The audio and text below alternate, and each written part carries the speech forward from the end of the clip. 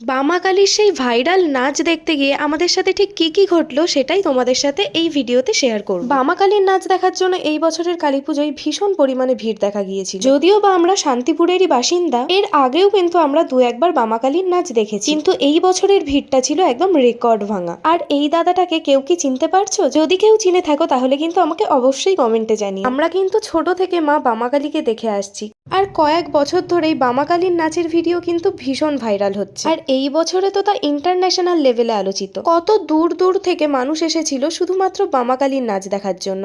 এটা ভেবেও একটু ভালো লাগছিল। ভিড় এত পরিমাণে ছিল যে 2 থেকে আড়াই ঘন্টা অপেক্ষা করার পরেও আমরা বামাকালীর নাচ কিন্তু দেখতে পারিনি। ভিডিও করব বলে গেছিলাম, কিন্তু ভিডিও তো হলোই না, বরং মানুষের ঠেলাঠেলি খেয়ে বাড়ি আসতে হলো। খুবই খারাপ লাগছিল যখন 2 ঘন্টা ওয়েট করার পরেও আমরা বামাকালীর নাচটা কিন্তু এবছর দেখতে পারলাম না। তারপর আর কি, আরো কয়েকটা ঠাকুর দেখতে দেখতে বাড়ির পথে চললাম।